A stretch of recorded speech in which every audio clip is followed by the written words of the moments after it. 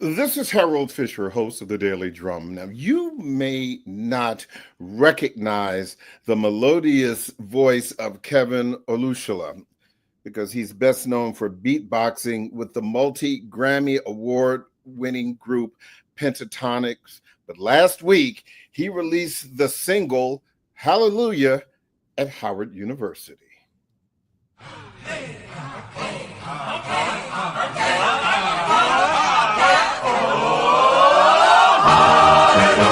You used to be my sweetest song. Turns out the auto-tune was on. You used to be my northern lights. Turns out it was just CGI. Once upon a stupid time, you lived rent-free inside my stupid mind. Thought without you I would die. So funny how since you've been gone, I'm singing hallelujah.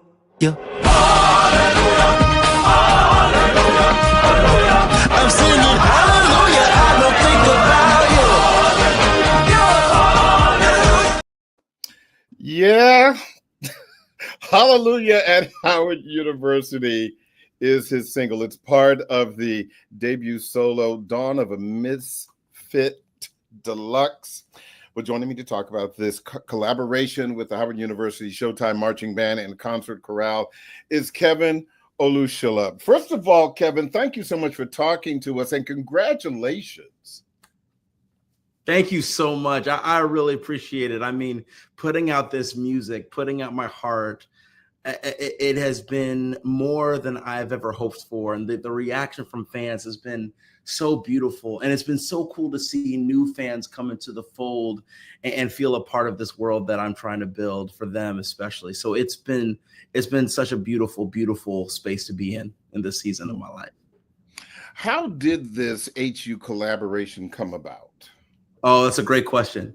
You know, I always knew when I was making my album, Dawn of a Misfit, I wanted students to be at the centerpiece of it. And the reason why, because school had such a big influence on me, had such a big impact. And I wanted to make sure I felt like I could be a mentor or somebody that they could reach out to connect with. And so when I spoke to, my group about that, I had this opportunity, that they were able to kind of help me get to be able to speak to the students about my music. And I went to speak to these students at a listen and learn. And what was supposed to be a 45-minute conversation turned into like a 2-hour-long conversation where we were raw and honest and vulnerable about our experiences. I mean, I remember this one girl at the end of it coming to me and just crying, hugging me, saying, "You have no idea how seen I feel by your music and by who you are."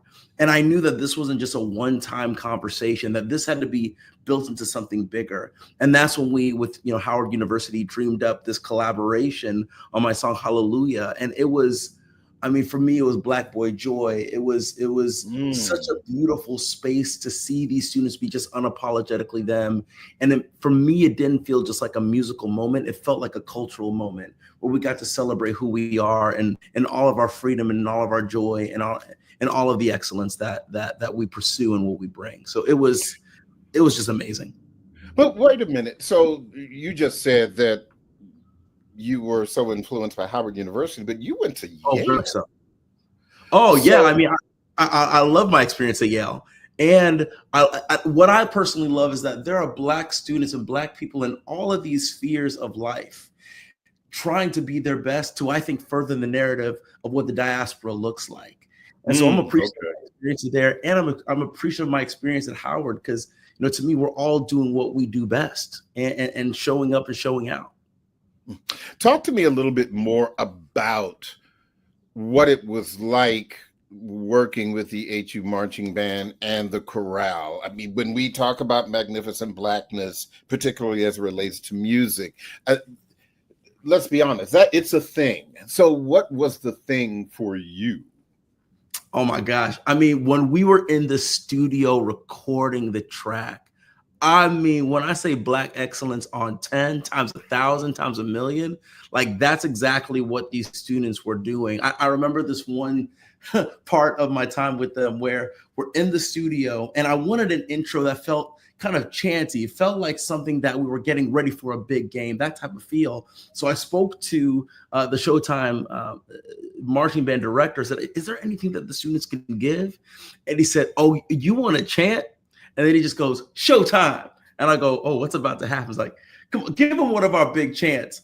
And then some of the students put their instruments down, and they just started to go to town. I mean, dancing, chanting, doing what they do best. And I was like, I couldn't believe. I brought my phone out. I started recording the whole thing. Like, it was just unbelievable. Like, this is what Black excellence feels like. This is what it looks like. This is what it sounds like. And they did it with such a joy that I think you can see that in the music video. It was just such an unbelievable moment watching them do that. So speaking of joy, at first blush, just hearing the title, you would think, oh, Handel's Hallelujah, a song for first Sunday service. This is a breakup song. This is a diss song. You wrote it. Okay, tell the truth and shame the devil. What's the story behind the lyrics? There was somebody that I had worked with professionally for a while, and I realized in this time that I worked with this person, it was a difficult relationship. And so I remember it's like, man, you know what, this was something that I had to think through, and I had to really process over a period of time. And that's kind of when the song came as I was thinking about that relationship. And I always knew that I wanted to write something with the Hallelujah chorus. And I had chopped up the sample that I used and knew that I could make pop chord progressions with it. But then the flip came when I was in the songwriting session, and I was like, oh, wait, Hallelujah, I don't think about you. Like, I would never think to say that. I would never think to say those words from a song like that. But that juxtaposition just felt like me being a misfit in the best way possible. And I feel like I got to be me. Yeah, that makes sense, which brings me to my next question. Talk to me about the title of Dawn of a Misfit Deluxe. Is that right? Oh, yeah. We got a deluxe album out now, for sure. What's behind the title? Oh, I'll definitely tell you. So for me, like, a misfit to me is somebody who does not fit the mold. I mean, if you know my story, I'm a half African, half Caribbean, Chinese speaking, cello playing Kentucky kid. Like, just like most of us. I don't fit into any box. You know what I mean? And so many times in my life, I got teased for that. But what I realized was those scars were what made me me. And that being a misfit doesn't mean that you're broken. It actually means that you're an original. And all those experiences help to kind of give your originality a certain type of light and a nuance to be able to serve other people. So for me, my hope is that this album is my shout out to all the misfits around the world, that the things that you were bullied for, teased for, made fun of, that might actually be the superpower you need to change your world. So lean into that uniqueness, lean into that weirdness, lean into that quirk that you have that actually might be necessary for the people that you work for. Well, I want to drill down a little bit more on that. You kind of answered my next question. I would say, and I think a lot of people would say, you were definitely a Renaissance man. You beatbox, you sing, you're an accomplished cellist. Have you ever taken a moment to sit back and reflect on what this delicious buffet of talents means for you in your life path? Yes, I would say over the 17 years, when I started working on cello and beatboxing as a combination to now, this album getting to this place has been a 17-year-long journey of me trying to understand who I am musically and personally, because I think the journeys paralleled each other. Me trying to figure out, why don't I fit into any of these spaces that I'm in, whether it's the, going to the African space, or sometimes, the academic space or the classical space. I don't really fit into some of these spaces because of the weirdness that I try to bring. But then, also on the musical side, how do I take beatboxing and cello playing and put in the right way, and how do I add more sound to this? I'm learning all these new sounds, but I don't know how they all come in.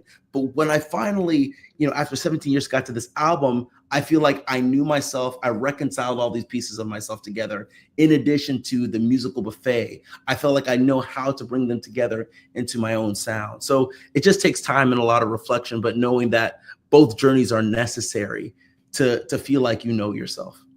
Talk to me about your relationship with Sony Music. Oh man, it has been such a wonderful partnership. I mean, even before joining Sony Masterworks, our band Pentatonics was at RCA for many, many years. So I feel like I had a good understanding of the system. And I'm so thankful with my partnership with Masterworks, especially that they're so open into exploring a new way of how to do classical music. I mean, that's what they've always done, and that's what they've always wanted to do. And my flavor, I think, is something that they were really, really excited for whenever I presented them the idea behind this project. And they have been nothing but, they're fans of my music, but also they want to get out to as many people because, we want to do something different and unique into the music industry. So it's been a great partnership with them, and I'm thankful for their support.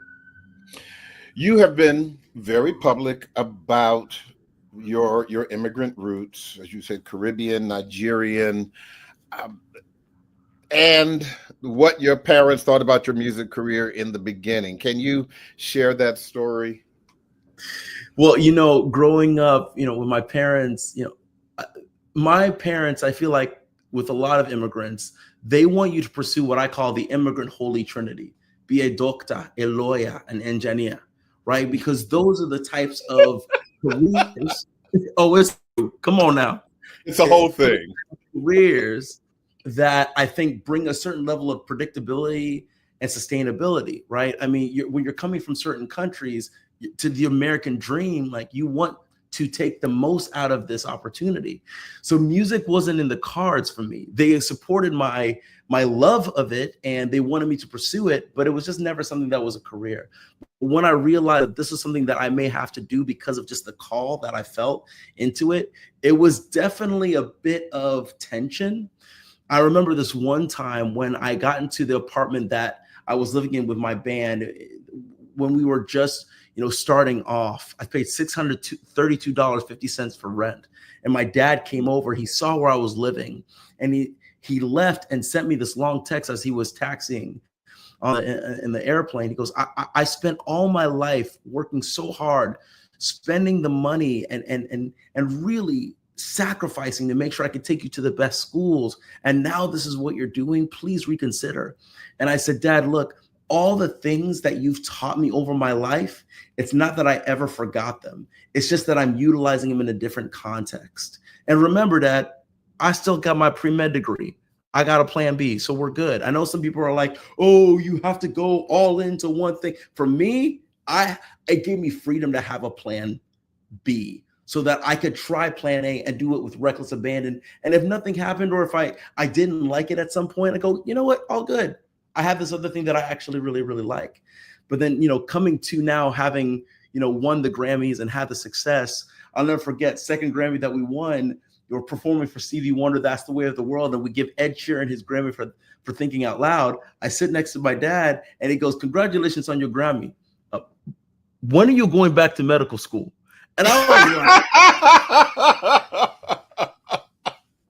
was like, are you serious? And he said, but he was like, son, I'm joking with you. I am so proud of you. I'm so glad you followed your heart. So my parents are my biggest supporters.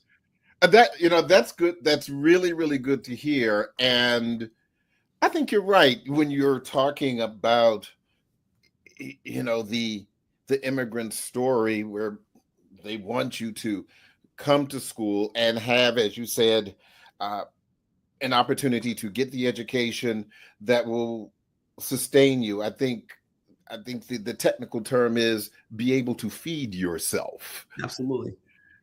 And I think you have done that well. Do you think that there is a message in your life's journey for young people who are in that same kind of struggle?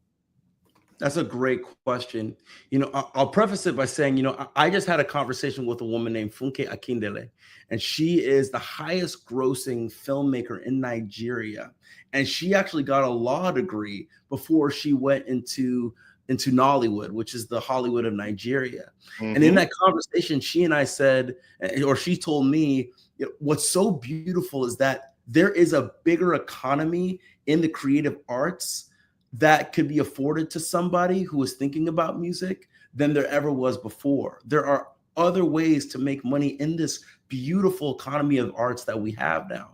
And so what I would tell students is to be obviously very educated into what you're thinking about getting into, even if it doesn't necessarily line up with your parents.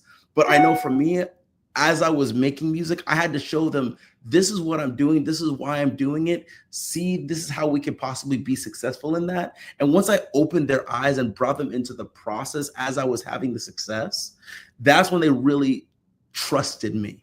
So I think sometimes it's just that they may not really understand what you're trying to get into, but as you explain it to them and you better show them your world, I feel like they start to come along.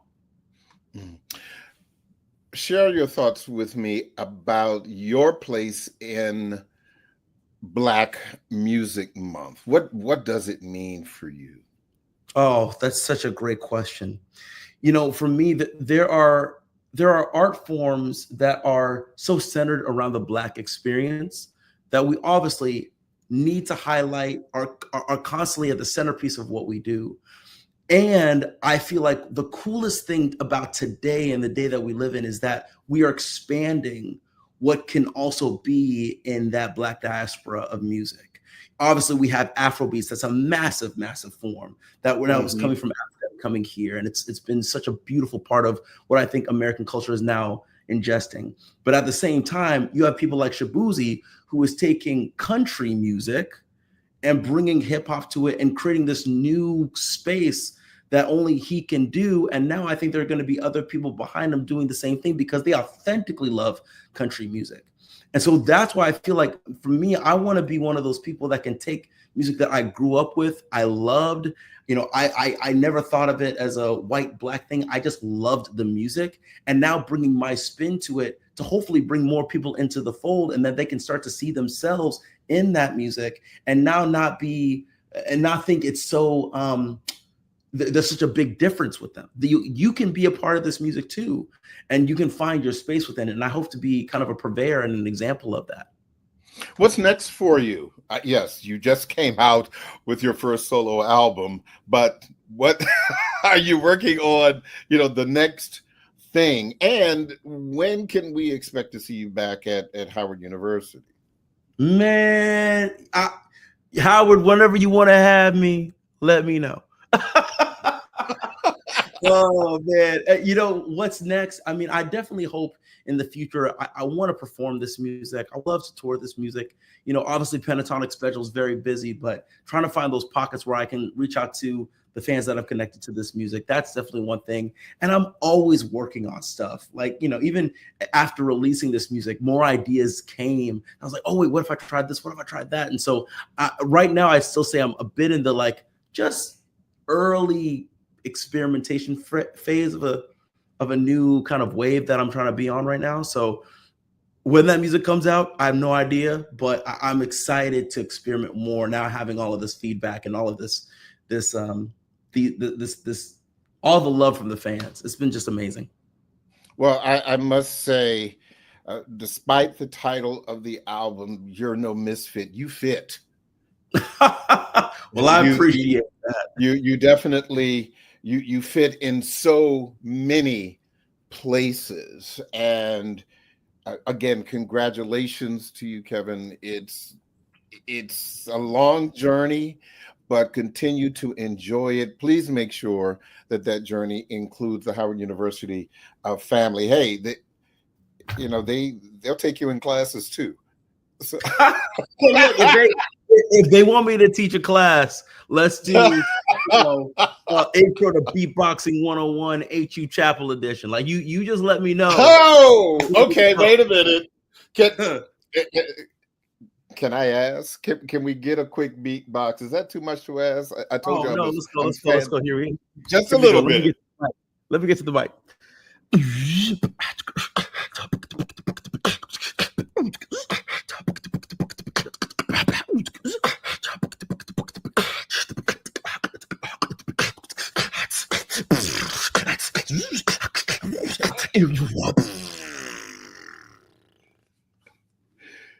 Aren't your parents proud? Oh my gracious. Kevin Olusola, thank you so much. I really appreciate you taking some time and continue in this wonderful music tradition. I'm sure we're going to have great things from you. And like I said, don't forget Howard University. Thank you. I appreciate that so much. Thank you for the interview. You're quite welcome.